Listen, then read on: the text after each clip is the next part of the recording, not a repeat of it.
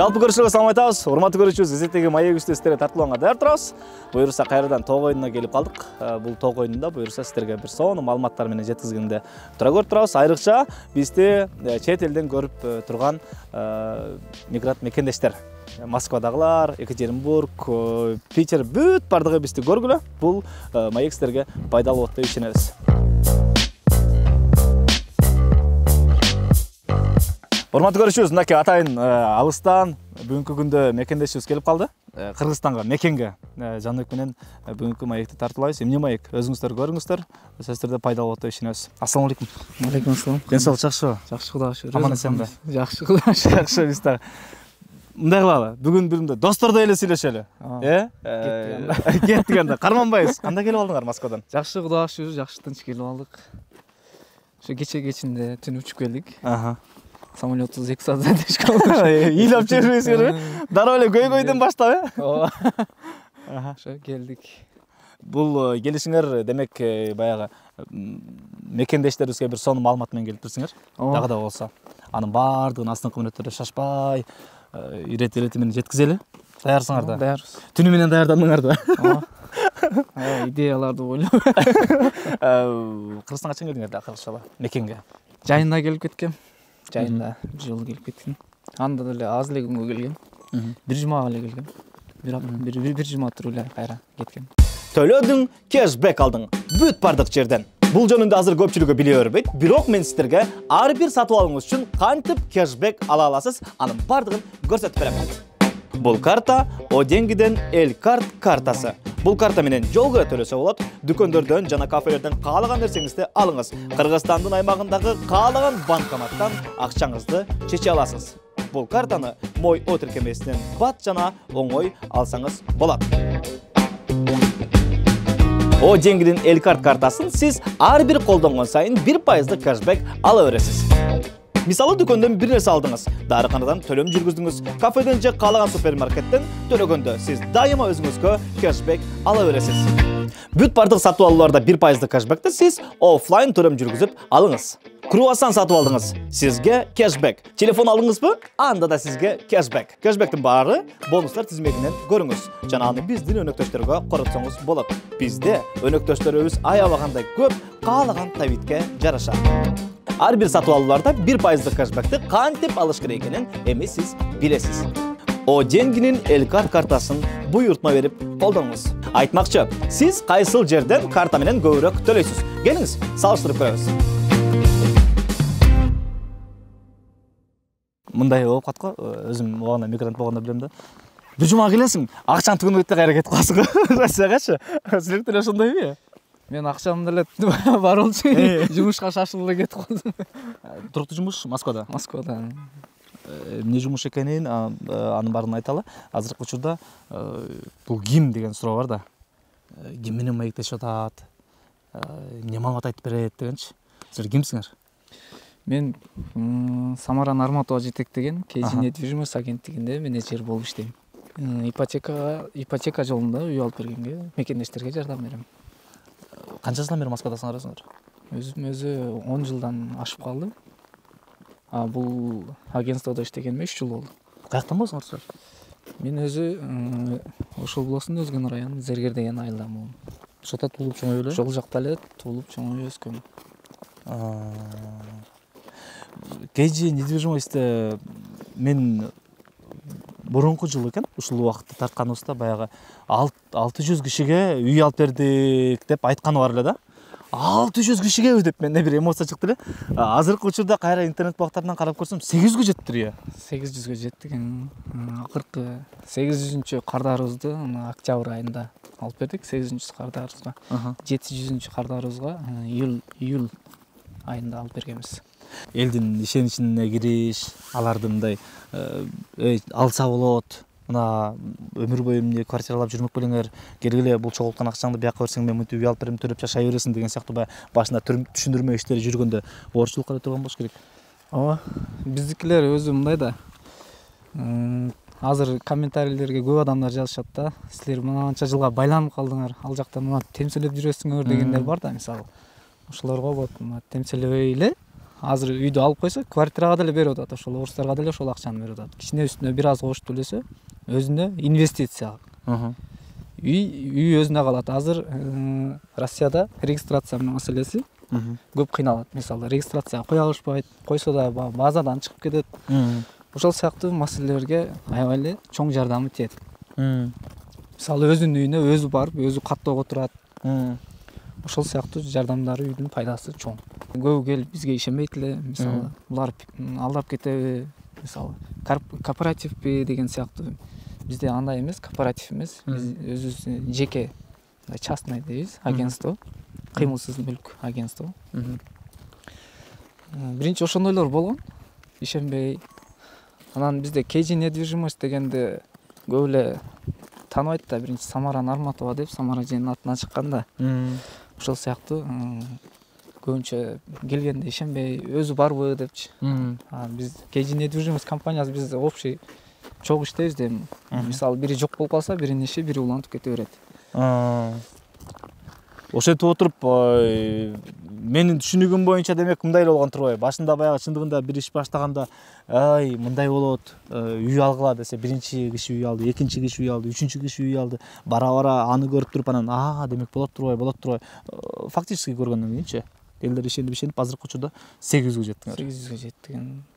Биз өзү агентствонун ачылганына 7 жыл болгон да. Бирок биз мындай реклама кылып баштаганбыз го, өзү жакшы реклама кылып. 3 жыл болду да. Ага чейин мындай сарафанный радио болуп эле келишкен, биринин артынан бири болупчу. Анан агентствону чоңойтолу, кеңейтели, ушундай кеңештерге жардам берели, колдон келишинче деген максатта ушинтип Супер ТВга соц тармактарга жайылтып, өзүбүздү чоңойтолу деп иштеп жүрөбүз. Өзүңөрдө үй барбы Москвада? Жок, менде өзүмдө үй жок. Ушундан баштайлычы. Эмнеге? Өзүмдө былтыр машина алып алдым. Анан ошого эми алам деп атам, азыр алайын десем бир аз шарт жок. Өзүмө үй алайын деле деп келетем, бирок мен мындан мурун кредитный историям начар болуп калганда, ошондон байланыштуу кичине убакыт керек болду. Азыр ошондон байланып турам. Биз май айында Новосибирск шаарынан ачканбыз. Кече жакында октябрдын аягында, 30 октябрда Санкт-Петербург шаарында ачтык. Ал жакта Санкт-Петербург шаарында өзүм барып ошол жерде өзүм ошо шаарда жетекчи болуп атам. Азыр ал жакта жалгыз иштедим. Бир сотрудник бар.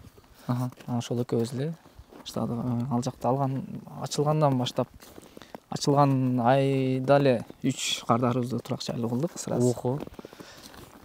Ошо күлүчтөрүн деле алды.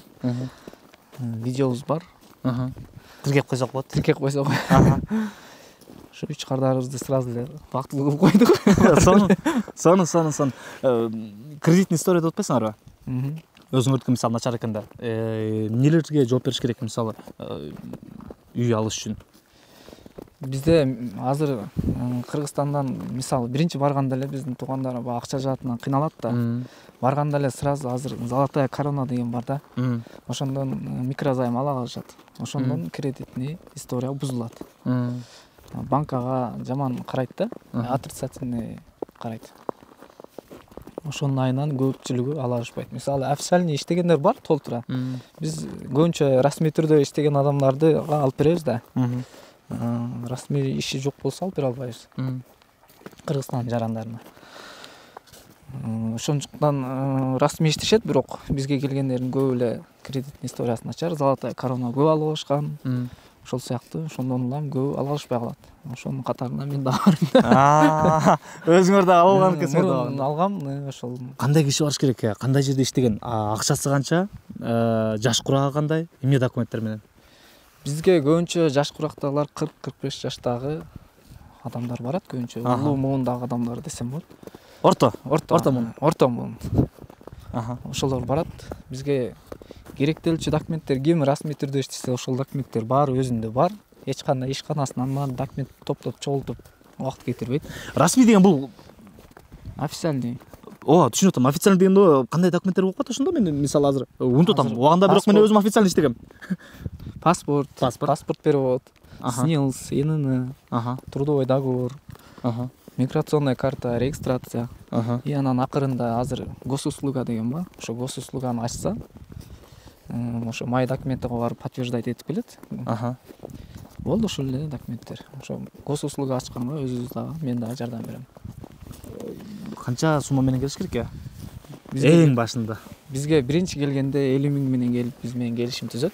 Ошо керектелүүчү документтерди алып келгенден кийин 50 миң менен баштап келишим түзөт. Анан биз банкка жөнөтөбүз. Банктан 10-15 күндүн ичинде, максимум 15 күн деп коеюн, 15 күндүн ичинде одобрение келет. Одобрение келгенден кийин анан калган сумманы берет. Ар шаарда услугабыз ар кандай. Мисалы Санкт-Петербург шаарында 150 миң. Биринчи ошо 50 миң менен келишим түзөт. Анан одобрение келгенден кийин калган 100 миңди толук берет. 100 миң бергенден кийин анан анын ишин иштеп баштайбыз. Ал кишиге үй издеп, утандап, Ким издейт сааттарын тактап. Өзүбү же сиз? Санкт-Петербургда мен өзүм издейм. Мисалы бизде эле ошо приложениеден базардан карагандай эле карайбыз. Приложениеден Сиан, Домклик, Авито ушул сыяктуу приложениелерден таап, первоначальный взносу жок болсо, ошо биздин условияга көнгөн үйлөрдү тактап, сааттарын тактап, мынчага барып көрөсүз, мынаны мынчага көрөсүз деп тактап, анан жөнөтөбүз. Клиенттер барып бекер эле убактысын кетирбейт. Биз ынабаган үйгө эле барып көрүп келиң деп жөнөтпөйбүз. Качан ошол биздин условияга көңүлсө саткан адамдар. Ошого ылайыкташтырып анан клиентти жөнөтөбүз. Барып көрүп келиң, жакса жакты деп.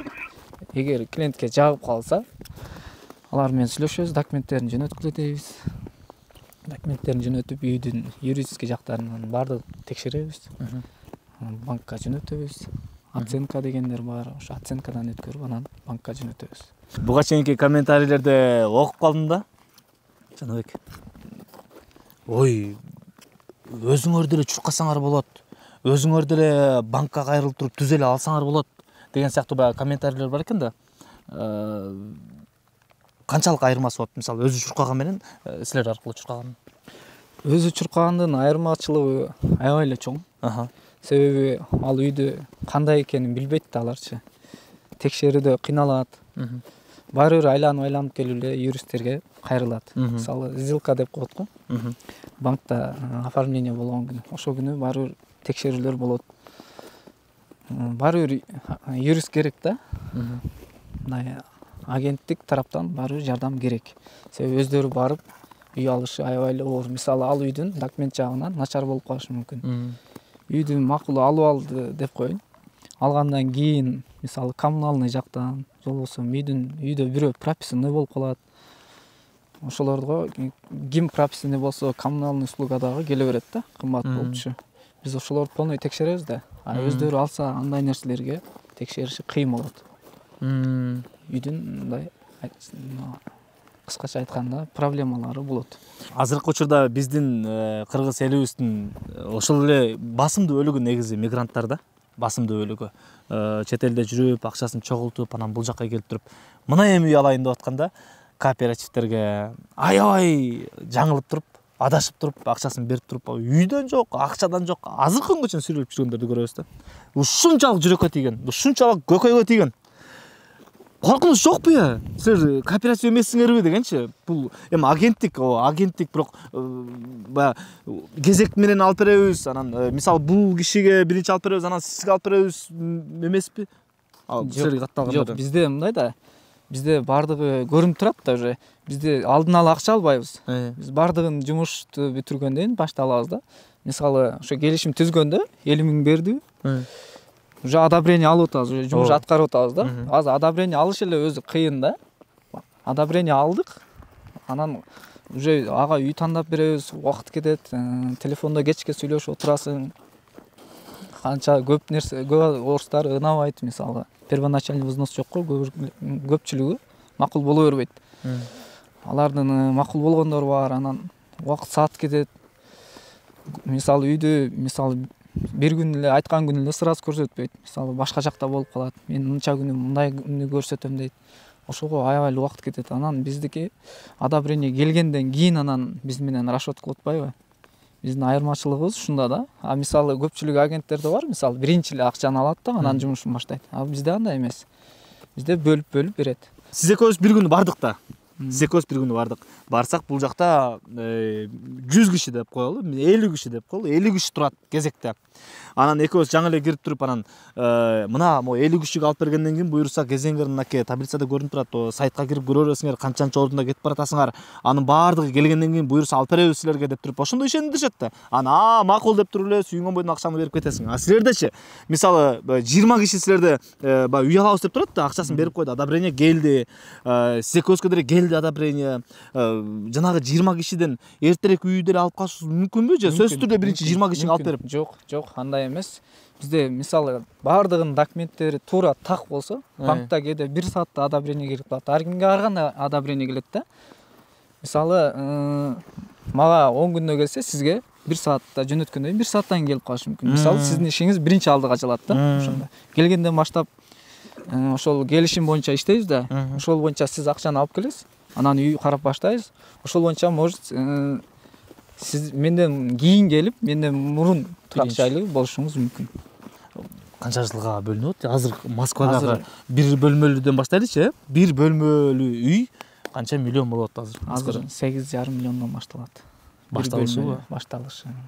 Бул тегерек четтеги чекерак жактар, бир аз чекерек, метродон алысыраактар. 8,5 миллиондон. 8,5 миллиондон слабыйраак ремонт менен. Орто ремонт менен. Жакшылары 10 миллион, 9 миллион. 9 миллионго бизде жакында кече Москвадан алдык кардаарыбыз. Москвадан 9 миллионго алды. Бир бөлмөлүү. Бир бөлмөлүү. Бир бөлмөлүү алды. 2016-2017 жылдары 60 000 рубль, 70 000 рубль аз экен, мен бул жумушка иштебейм деген учурларды көрүп калгам да. Азыр кандай болот же? Элдин алган маянасы? Азыр алган маянасы жакшы эле. Азыр эң минимум алгандары 50 000, 60 000 алса керек. Мисалы доордо иштегендер. Азыр салыштырмалуу зарплаталар кыйла эле жогору. Жаап койсо болот. 25 жылды күтүп отурбай эле. 25 жылды күтүп отурбай эле, кааласа 5 жылда, кааласа 10 жылда жаап койсо болот. Ипотеканы өзү алгандын оңой жолу узак мөөнөткө алыш керек дагы, бирок эртерээк жабыш керек да. Ошондо сизге пайдалуу болот. Мисалы узак жылга алсаңыз, эмнеге? Себеби айына төлөмү азыраак болот. Эртерээк жапсаңыз, банкка азыраак процент бересиз.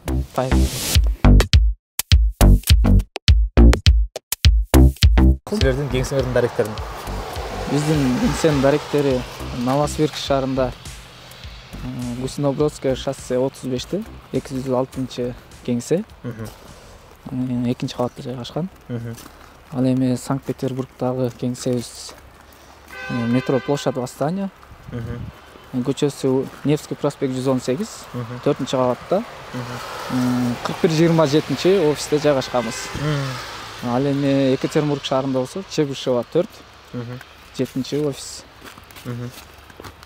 Ал эми Москва шаарында болсо улица Верхняя Радищевская 5-те 35-чи жана 38-чи кеңседе жайгашканбыз. 35-чи ошол кеңсеге баргам мен. Мындай нерсени сурагым келип атат. 38-ге баргансыз. 38-ге барганбы? 35-ти быйыл алганбыз. Сонун. Азыр мисалы көбүнчө баягы биздин мекенештерге сунушталат атпайбы? Үй алсаңар болот депчи. Ошол учурда орустардан дагы өздөрү дагы келип алгандар барбы? Албетте бар, орустар. Орустар өздөрү дагы алган. Бул жайында алды, дагы эле келип отурушат, дагы эле кайрылгандар бар. Екатеринбургдан алгандар бар, Москвадан. Көбүнчө Москвадан алгандар көп, орустар. Аларга деле ошондой эле шарттар менен? Ошол эле шарттар менен, ошол эле. Алардын паспорттору российскийде, аларга көбүнчө ыңгайлуураак. Бирок ыңгайлуураак деген менен орустардын деле кредитный историясы начар да. Алардыкы аман эле болсун дегендей. Алар алат дагы төлөбөй коет. Ошончо банкротствого бергендер бар. Биз бир кардаарга алып бергенбиз башка. Орусиянын жараны, бирок улуту Молдаван болчу да. 13 кредити бар эле да. Ошонусу менен жапты кылып алып бергенбиз. Кредит алып жаба берген го? Үстүнө эле. Ошол кредиттер жабылбай туруп эле алып бергенбиз өзүбүз. Демек баягы бир эле кредитти алып туруп, анан аны төлөй элекмин, мен алсам болбойт экен деген ойдон бир аз алысыраак эле болуш керек. Кредитти болсо, мындай потребительский кредит болсо, алса болот. А ипотекада болсо, аны банк карайт да. Если нагрузка келип калбаса, одобрение берет. Москванын өзүндө мисалы 8,5 миллионго бир бөлмөлүү үй деп атпайбызбы? Бирок ар бир шаардын өзүнчө баалары бар да. Мисалы Питердин баасы башка болуш керек. Питердин баасы такыр эле башкача, айырмасы бар. Мисалы Москвадан бир аз арзаныраак, 1,5 миллион, 2 миллионго арзаныраак. Үйлөрдүн баасы. Новосибирскийде кыйла эле арзан. Новосибирскийде 4,5 миллион, эң канча кымбатка алган клиентибиз болду, 7 миллионго алган. 7 миллионго, эң максималный 7 миллионго алган. Бирок ал кардарыбыз наличкага алган ипотека эмес. Алган чейинкилери 4,5 миллион, 5 миллион. Екатеринбургдачы? Екатеринбургда деле ошондой үйлөр. 4,5 миллион, 6 миллионго чейин да. Жандык бир мындай кызыктуу окуя айта аласыңарбы? Кардаралар боюнча эң көп берилген суроо эмне? Кардардын силерге? Бизге эң көп берилгени процентный ставка канча дегендер. Процентный ставка канчадан, анан канча жылга берилет? Эң көп суроо ушул. Анан алдап кетпейсиңерби деген ушул. Ушул 3 суроо да. Алдап кетпейсиңерби ошондо? Эмнеге албайбыз? Биз банк менен иштешип атсак, сиздерге полный условиябызды өзүбүз түшүндүрүп берип атсак, консультацияга барганда ийне-жийине чейин айтып беребиз. Ушундай учурлар, процесстер болот. Ошого даяр болсоңуздар, анан алсаңыздар болот депчи. Эмне процесстер? Мисалы бардык бир адамдын документин билбейсиз да. Алып бере алам деп, гарантия деп айтпайбыз да. Ал адамдын сөзү документин көрүш керек. Мисалы кээ биркилер кредиттин историясын айтпайт. Мындай кредит алгандарын ал жактан банктан текшергенде чыгып калат. Анан аны ошону заранее айтып койсо жакшы да, бизге да маалым болот да. Кредиттин историям ушундай бир аз начарыраак. Ошого кандай кылат десе, ошого карап анан иш алып барабыз да. Былтыркы учурда без первоначального взноса деген бар болчу. Азырчы? Азыр деле бар. Биздин клиенттердин баары 95% эле без первоначальный взнос эле алып беребиз. Калган 5% деле эмес, почти 98 эле деп коеюнчу. 98% эле без первоначальный взнос алышат. Мурункудай эле өзүңөрдүн акчаңарды мурункудай эле, жана Супертууга айтылгандай эле өзүбүз акча барып. Азыр суммасы да бир аз первоначальный чоңураак болуп калды былтыркыдан дагы. Азыр 1,5 миллиондон жогору болот, мисалы Москвада болуп калсачы. Ошол сумманы өзүбүз алып барып, алып аткан адамдын шотуна салып, анан тиги продавецтерге котортуп, анан кайра өзүбүз снимать этип алып келебиз компаниягачы. Компаниянын акчасы мекемештерге ошол 250 миңдин ичинде ошол кызматты аткарабыз да. Питерде мисалы 3 кишиге үйлүү кылынып атпайсыңарбы? Алар деле без первоначальный алышты? Ооба, без первоначальный. Ошол эле ушундай эле система менен алар деле. Канча миллиондон төлөп бердиңер башкы суммасын? 1,5 миллион. 1,5 миллиондон. Бирөөсүнүкү 1 миллион 700 канча дагы болду да. Так суммасы эсимден чыкты. 1 миллион 700 деп коем. Эмнеге Москва эмнеге Россия өлкөсүндө, эмнеге Кыргызстанда эмес дегенде мындай суроо жана албай койбойт да. Эмнеге ушул жакка келип деле ушундай иш алып барса болбойт? Бул жакта Кыргызстанда мындай возможность жок да, мүмкүнчүлүк жок. Кандай узак убакытка мөөнөткө берилбейт да.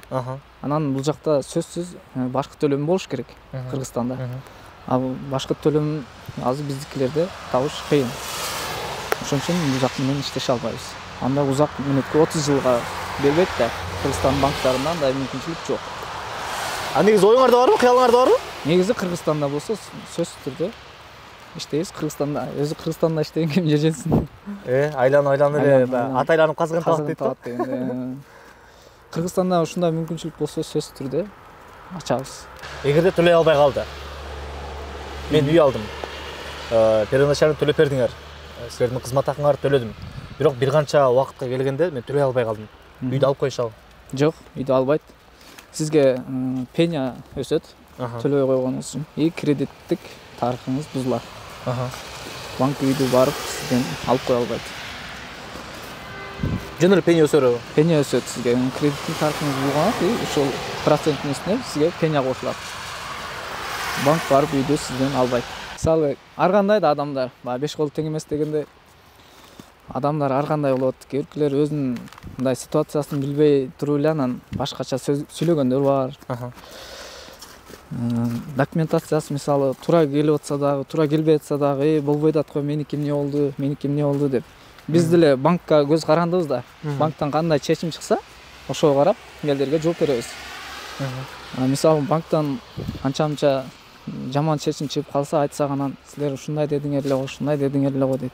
Биз башында өзү консультацияга келгенде толук түшүндүргөндө биздикилер жакшы түшүнүшпөйт да, өзүнө керектүү жерлерди эле алат. Ошо главный без первоначальный дегенди эле жакшы түшүнөт, анан кетишет да, калгандарын толук укпай элечи. Анан силер ушуну айттыңар беле, же башында айтпадыңар эле го деп коет да. Анан ошондуктан анча-мынча да келишпестиктер пайда болот да. Ошон үчүн консультацияга келгенде толук маалыматты угуп, жеткиликтүү болуп, ошол жерде түшүнбөй аткан суроолор болсо, кенен берсе, толук жооп беребиз. Азыр сайтыбыз дагы ачылган. Сайтта кирип көрсөңүздөр болот. Сайтта өзгөчөлүктөрү, ал жерде кирип сиз бардык биздин сотрудниктердин аттары, эмне жумуш кылгандары ошол сайтта көрүнүп турат. Кайсы шаарда кайсы сотрудник иштейт, баары көрүнүп турат. Ошол жерден кирип сиз өзүңүзгө каалаган сотрудникти тандап, мен ушул менен иштешем десеңиз, ошол ссылка аркылуу номерин аласыз, и ошол кардар менен байланышып, ошол сотрудник сиз менен байланышып, ишиңизди ошол сотрудник алып барат. Өзүңүз каалаган сотрудникти тандап алсаңыз болот сайттанчы. Ошол эле учурда мен жакынкы учурда көрүп калдым, силердин YouTube каналыңар да бар экен өзүнчө. YouTube каналы Самара Нарматова деп жакында эле ачылды. Ошол YouTube каналга да катталып, ошол жактан дагы маалыматтар азыр көбүнчө YouTubeга чыгарып атабыз. Ошол YouTube каналыбыздан дагы көрсөңүздөр болот. Мекендештер, эмне үчүн KG недвижимость турак жай агенттигинен үй алыш керек? Силерде мисалы конкуренция бар да, башка деле агенттер бар да. Эмне үчүн алыш керек силерде? Силер тандаш керек. Кардарлар бизди өздөрү тандап, өздөрү чалып келишет көбүнчө. Өзгөчөлүгү эмнеде дегеним го? Биздин өзгөчөлүгүбүз эми биз ишибизди бантип жарым жолго апарып таштап койбойбуз. Одобрение келгенден кийин мисалы кээ бир клиенттерге аз сумма одобрение келип калат да. Анан ошо клиенттерди мисалы көп агенттиктерде мисалы андай жок. Болбойт экен сиздин ишиңизди деп таштап коюш. А бизде андай эмес. Биз жумушубузду алгандан кийин жоопкерчиликти алып, ошол кишинин жумушун так бүтүргөнгө аракет кылабыз. Мисалы болбой калса дагы бир адамды табыңыз, созаемщик деп коет да. Ошондой адамды таба калыңыз деп, аганын госуслугаларын бүтүргөнгө жардам берип, кыскасы ошол клиенттин мындай купулуна толорлук кызмат кылганга аракет кылабыз болушунча. Оор жумуштар деп айта беребиз го. Дворник, мисалы двордо иштеп, тазалап иштегендер депчи. Алганбы? Дворниктер алган. Дворниктер болгон. Үйлүү болгонбу? Үйлүү болгон. Жакында Санкт-Петербургтан да үйлүү болот. Дворниктерге өзү азыраак одобрение берет. Дагы адам кошуп заявкага кошуп алгандар бар. Бирок кече жакында бир ошо Санкт-Петербургтан алган одобрение аябай жакшы сумма келди да. Дворниктерге андай одобрение келген биринчи жолу болду. Почти 9 миллион одобрение келди. Ого. Андай сумма көбүнө эле келе бербейт. Почти 99-уна келбейт эле да. Ушул кишиге келип жакында буйрса үйлүү кылабыз аны дагы. Дворниктерге сөзсүз одобрение болот. Бир контат экенсиңер да. Кудай кааласа. Бир сүйүнөт экенсиңер да. Санкт-Петербургда аябай сон болот. Могу нерсе бар го, Жаныбек? Сөзсүз түрдө ошол видеону чыгарабыз. Дворниктерге мындай одобрение болду, кубанычым мындай деп. Ал үчүн сөзсүз түрдө Самара Нарматованын Instagram баракчасын, ошол учурда Самара Нарматова YouTube каналын, ошол учурда силердин өзүңөрдүн дагы Instagram баракчаңарды карап туруш керек, көрүп туруш керек. Көрүп туруш керек. Могу нерсе бар го? Жана кадр сыртында телефон өчүп калса, азыр башталат деп айттыңар го. Демек, силердин деле жоопкерчилигиңер берде чоң экен да. Телефоңор өчүк, силер менен байланыша албай калды, силерге чалды, албай койдуңар. Паника. Паника сөзсүз болот андай нерселер. Мисалы кээде сделкага барганда ала албай каласың да. Анан биздикилер мындай сабыры жоктор дагы бар да адамдар. Анан эмне албайсың деп аябай мантип жаман сөздөрдү айткандар бар. Анча-мынча сөгүнүп жазгандар бар. Эмне албайсыңар? Мен силерге акча төлөп койдум го депчи. Ошондой жаман учурлар дагы кездешет. Бирок баарын биз түшүнүү менен кабыл алып, сөгүнсө деле кийин кайра чалып, мен ушундай учурда элем. Мындай процесс болуп атты эле. Эми айтыңыз, эмне болду деп жооп берем. Ийгилик каалайбыз. Чындыгында менин бул агенттиктин укканыма мынакей 1 жылдан ашып бараттыр. 1 жылдын ичинде силердин үй алып берүү процессиңерде 200дөн ашыптыр саны. Мен укканы 600 болчу, азыр 800дөн ашыптыр. Демек, силер өзүрүлүү эмгектенип атасыңар. Мен азыркы учурда силерге мындай жакшы отзыв калтыргым келип атат да. Буга чейин дагы тааныгам, азыр да таанып атам. Кайра маектешкениме кубанычтамын, көргөнүмө кубанычтамын. Ишиңер ийгиликтүү болсун. Ар бир мекендеш өз үйүндө жашаса, бизге деле ишибизди так аткарсак, үйүндө жашаса, үйлүү болуп калса, биз деле аябай сүйүнөбүз. Жыйынтыктарсыз. Биз силерге болгон аракетибиз менен кызмат кылабыз. Биздин адрестерибиз Новосибирск шаарында, Санкт-Петербург шаарында, Екатеринбург шаарында жана Москва шаарында. Келиңиздер, биз силерден кеңседен күтөбүз. Көрүшкөнгө чейин. Биринчи шагты ташташ керек. Урматтуу көрүүчүбүз. Мен үй алам. Мен ушул кеңсеге барып жөн гана консультация алам, алып көрөйүнчү деген биринчи шаг ташташ керек. Андан кийин жакса жакты, жакпаса жок, өзүңөр жыйынтык чыгарасыңар, кааласаңар аласыңар, каалабасаңар албайсыңар. Силерди эч ким таң болобойт, силерди эч ким мажбурлабайт, алышың керек деген милдеттеме деле болбойт. Бир гана биринчи кадамды таштагыла. Үй алам деген. Анан буюрса, мына ушул кишилердин жардамы менен үйлүү болуп калсаңар, мунун эмнеси жаман. Чоң рахмат. Ниетиңерге жеткиле. Көргөнүмө кубанычтамын. Силерге рахмат. Ооба. Жалпы жамаатыңызга рахмат. Ыраазычылык билдирем. Аман болуңуздар, тынч болуңуздар. Ооба. Ишиңиздерге ийгилик. Чоң рахмат силерге дагы. Урматтуу көрүүчүбүз, жыйынтыктайбыз. Ар бирибиз үйлүү бололу, ар бирибиз өзүбүздүн үйүбүздө жашайлы. Өңкүрдө болсо да өзүңүн үйүң болгон жакшы дейт го. Үйлүү бололу, урматтуу көрүүчүбүз. Көрүшкөнчө.